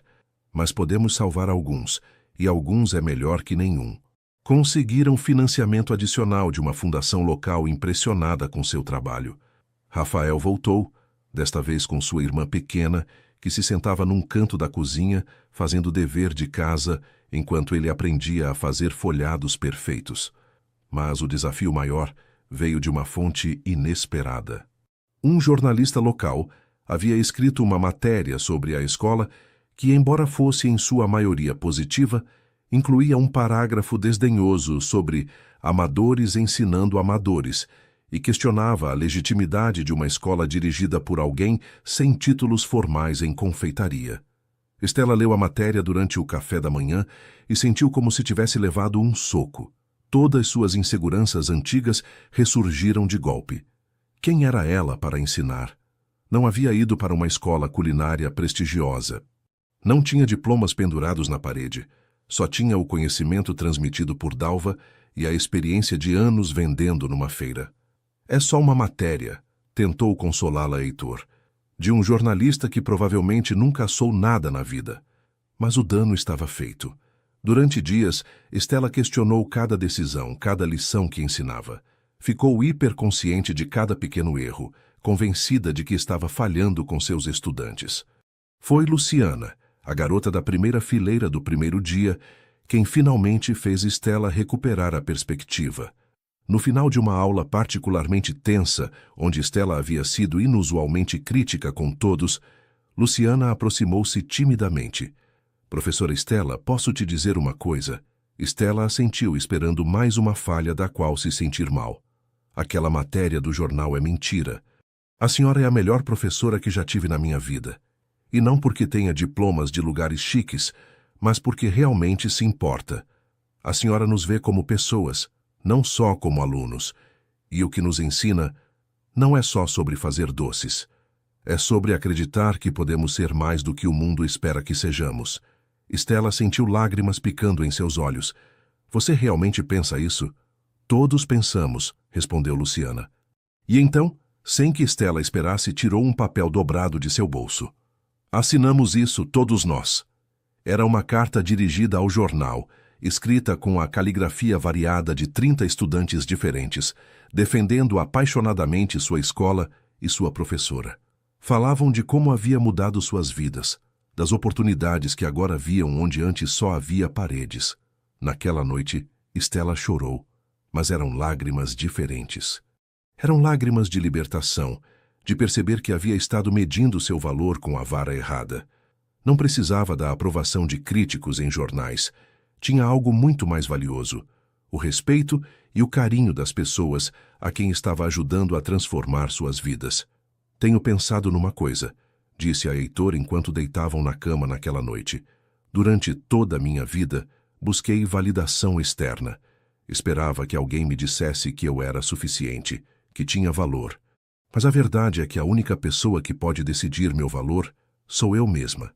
E escolho acreditar que sou suficiente exatamente como sou. Heitor a beijou suavemente. Você sempre foi suficiente. Só precisava se dar permissão para ver isso. Os meses seguintes trouxeram mais desafios e mais triunfos. A primeira formatura de estudantes foi um evento emotivo onde famílias orgulhosas encheram o espaço reformado. Vários formandos conseguiram empregos em padarias e confeitarias da cidade. 2 decidiram empreender seus próprios negócios pequenos. Rafael abriu uma padaria em seu bairro que se especializava em pão artesanal acessível para famílias trabalhadoras. Mas o momento que Estela consideraria o clímax de tudo chegou de maneira inesperada. Era um sábado à tarde, quase 2 anos depois do dia em que Heitor havia provado sua torta de fubá naquela festa empresarial. Estela estava na escola, preparando materiais para a próxima semana, quando ouviu vozes na entrada. Vozes familiares, mas inesperadas. Espiou e viu a família de Heitor, seu pai, seu Álvaro, sua madrasta Eleonora e especialmente sua irmã Clarice, todos parados na soleira, olhando ao redor com expressões que iam desde a curiosidade até o assombro. Heitor, que estava trabalhando em seu escritório improvisado, saiu ao ouvir as vozes. O que fazem aqui? Clarice foi quem falou primeiro, e sua voz não tinha o tom condescendente que Estela lembrava daquele jantar terrível no Guarujá. Lemos sobre este lugar, as matérias, as histórias dos estudantes. Queríamos ver com nossos próprios olhos. Seu Álvaro aproximou-se de Estela, olhando-a diretamente. Me enganei sobre você. No Guarujá, julguei você sem realmente te conhecer. Mas isso... apontou ao redor do espaço. Isso é extraordinário. Não só pelo que você está ensinando, mas por que está fazendo. Clarice também deu um passo à frente. Estela, preciso te pedir perdão. Fui horrível com você naquela noite. Estava com ciúmes, embora não admitisse nem para mim mesma. Ciúmes de que meu irmão tivesse encontrado algo real, enquanto eu continuava perseguindo coisas superficiais. E me assustava que alguém tão diferente de nós pudesse ver através de nossas fachadas. Estela não sabia o que dizer. Olhou para Heitor, que parecia tão surpreso quanto ela. Não precisam se desculpar, disse finalmente Estela, encontrando sua voz. Entendo por que foram cautelosos. Eu também teria questionado meu lugar naquele mundo. Não se trata de mundos diferentes, interrompeu seu Álvaro. Se trata de pessoas que escolhem fazer coisas que importam. E você, jovem, está fazendo algo que importa mais que qualquer negócio que eu tenha construído. Terminaram dando um tour completo das instalações. Clarice fez perguntas genuínas sobre o currículo e o processo de seleção de estudantes. Eleonora, que havia sido fria durante aquele jantar, parou diante de uma parede, onde estavam penduradas fotos de cada turma de estudantes, tocando as imagens com uma ternura inesperada. Quando foram embora, Clarice foi a última a sair. Parou ao lado de Stella e disse em voz baixa: "Meu irmão é um homem melhor com você em sua vida, e você é exatamente o que esta família precisava, alguém que nos lembrasse do que realmente importa." Depois que saíram, Stella sentou-se no chão da cozinha principal, dominada pelas emoções do dia. Heitor sentou-se ao seu lado, pegando sua mão. "Como você se sente?" Como se tivesse acabado de cruzar uma linha que não sabia que existia. Como se finalmente entendesse que nunca foi sobre pertencer ao mundo deles. Foi sobre criar um mundo forte o suficiente para que eles quisessem pertencer ao nosso. Heitor riu, um som cheio de alegria pura. "Sabe o que é irônico? Quando te conheci, pensei que eu era quem tinha tudo. O dinheiro não era o sucesso nem o poder. Mas você tinha a única coisa que importava, a capacidade de ver o que realmente vale a pena e a coragem para construir isso, mesmo quando todos duvidavam. Você me ensinou que riqueza verdadeira não é o que você tem no banco, mas o que você cria com suas mãos e seu coração." Naquela noite, sob as estrelas de Salvador, com o som do mar ao longe, Stella sentiu algo que nunca havia experimentado antes. Paz completa consigo mesma. Não porque tivesse conquistado todos seus medos ou resolvido todos seus problemas, mas porque finalmente entendia que a jornada era tão importante quanto o destino e que cada passo difícil a havia levado exatamente para onde precisava estar. 3 anos depois daquele primeiro buquê de jasmins brancos, que havia chegado num momento impossível, Stella e Heitor se casaram numa cerimônia que refletia exatamente quem eram: autêntica, simples e profundamente significativa. Não houve uma grande igreja, nem uma recepção ostentosa num hotel de luxo. Em vez disso, escolheram o pátio da escola de confeitaria Dalva, o espaço que haviam construído juntos e que representava tudo o que haviam se tornado. O pátio havia sido transformado com luzinhas penduradas nas árvores, as mesmas que iluminavam o mercado próximo quando o sol se punha. Dalva, agora com 86 anos e mais frágil, mas com olhos ainda brilhantes de vida, entregou Stella. Quando perguntaram quem entregava a noiva, respondeu com sua voz trêmula, mas firme: "Eu a entrego, mas ela sempre se pertenceu. Só estou aqui para celebrar sua escolha de compartilhar sua vida com este bom homem." Os convidados eram uma mistura perfeita de ambos os mundos. A família de Heitor, sentada ao lado dos vendedores da feira de São Joaquim, ex-alunos da escola conversando com executivos da empresa que Heitor agora co-dirigia com maior equilíbrio entre trabalho e vida pessoal. Não havia divisões de classe ou status, só havia pessoas que amavam o casal e queriam celebrar sua união. O bolo de casamento não foi encomendado de uma confeitaria chique. Foi feito pelos estudantes da escola, uma criação colaborativa, onde cada um contribuiu com uma camada diferente. Era imperfeito em sua beleza, com decorações que mostravam diferentes níveis de habilidade, mas cada mordida tinha gosto de amor e comunidade. Quando chegou o momento dos votos, Stella segurou as mãos de Heitor, olhando aqueles olhos cor-de-mel que a haviam visto em seu pior e melhor momento, e nunca haviam deixado de vê-la com amor. "Heitor", começou sua voz tremendo só ligeiramente. "Quando te conheci, eu era uma garota que se escondia nas sombras, convencida de que nunca seria suficiente para o mundo. Você me ensinou que não precisava mudar para ser amada. Me mostrou que minha timidez podia se transformar em observação cuidadosa, que meu medo podia se transformar em cautela sábia. Mas mais importante, me ensinou que o amor verdadeiro não é sobre uma pessoa salvando a outra. É sobre duas pessoas escolhendo crescer juntas, desafiando-se mutuamente a serem melhores, enquanto se aceitam exatamente como são." Fez uma pausa, emoção ameaçando quebrar sua voz. "Prometo te amar não só quando for fácil, mas especialmente quando for difícil. Prometo te lembrar quem você é quando esquecer. Prometo construir com você, sonhar com você e assar com você até que nossas mãos estejam fracas demais para amassar. Prometo ser seu lar, como você tem sido o meu." Heitor engoliu em seco, lágrimas brilhando em seus olhos. "Stella, você me deu algo que não sabia que precisava. A capacidade de sentir novamente. Quando provei seu bolo naquela tarde de janeiro, Não só reconheci o sabor da infância perdida, reconheci o sabor de algo autêntico, num mundo que havia se tornado artificial. Você me mostrou que verdadeiro sucesso não se mede em contas bancárias, mas em vidas tocadas, em comunidades construídas, em momentos compartilhados sobre massa de bolo de rolo numa cozinha pequena. Sorriu através das lágrimas. Prometo nunca tentar te mudar. Prometo celebrar sua força mesmo quando vier disfarçada de vulnerabilidade. Prometo estar presente não só em corpo, mas em coração e alma. Prometo que quando o mundo for muito barulhento, você sempre terá um refúgio silencioso em meus braços.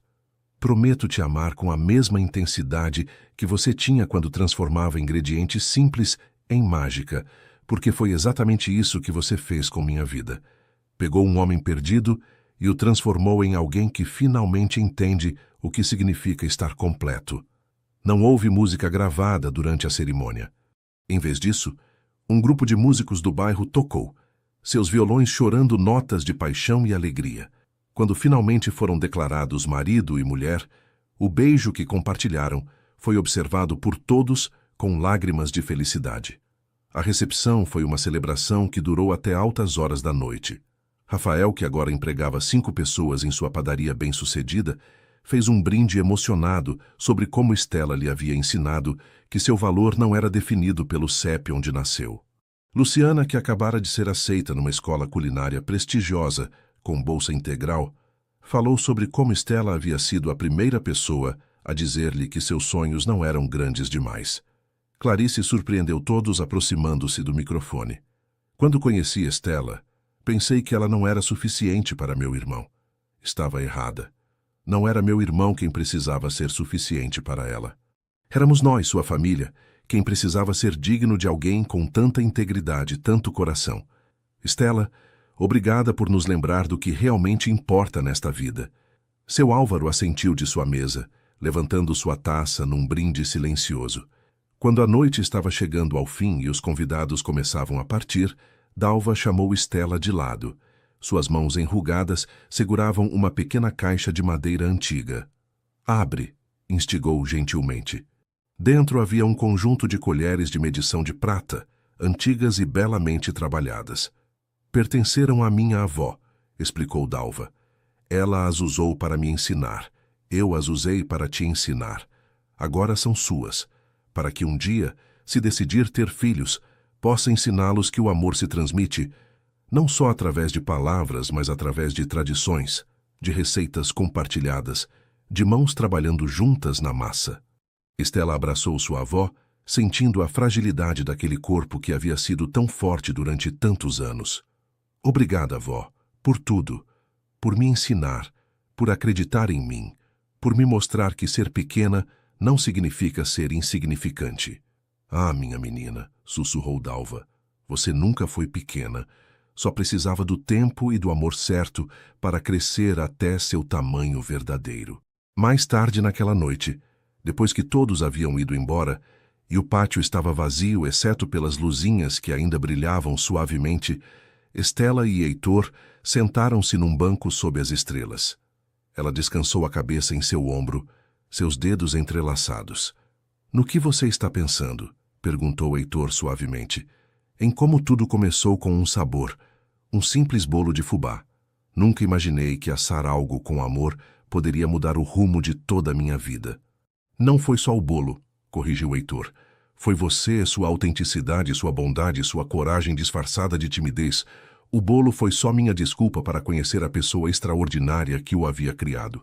Estela sorriu, levantando a vista para o céu noturno de Salvador. As estrelas brilhavam com uma claridade que parecia prometer que tudo era possível para quem se atrevia a acreditar. "Sabe o que é o mais louco de tudo? Durante anos pensei que minha vida era pequena demais, simples demais, que nunca faria nada significativo. Mas olha o que construímos, olha quantas vidas tocamos." "E isso é só o começo", respondeu Heitor. "Há planos para uma segunda escola, talvez uma terceira. Há tantos jovens que precisam do que oferecemos." "Então faremos", disse Estela com uma certeza que anos atrás nunca teria possuído. Juntos, sempre juntos. Beijaram-se sob as estrelas. com o mar de Salvador sussurrando sua bênção ao longe, rodeados pelo aroma persistente de açúcar e especiarias que havia ficado do bolo de casamento. Era um momento perfeito, não porque tudo em suas vidas estava resolvido, mas porque haviam aprendido que a perfeição não existe na ausência de problemas, mas na presença de amor que é forte o suficiente para enfrentar qualquer desafio. Anos depois, quando contassem sua história a novas gerações de estudantes, falariam de como o amor verdadeiro não é um conto de fadas onde tudo é fácil.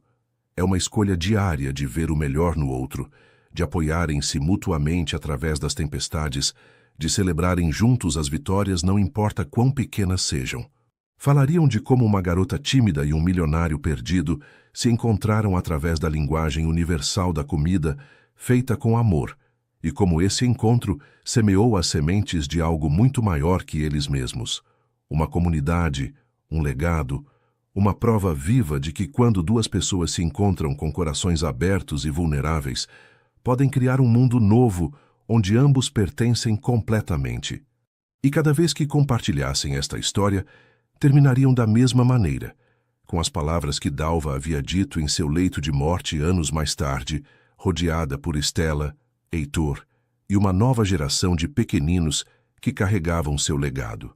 O amor verdadeiro não é sobre duas pessoas que se completam, é sobre duas pessoas completas que escolhem compartilhar sua plenitude, criando algo mais bonito do que qualquer uma poderia criar sozinha.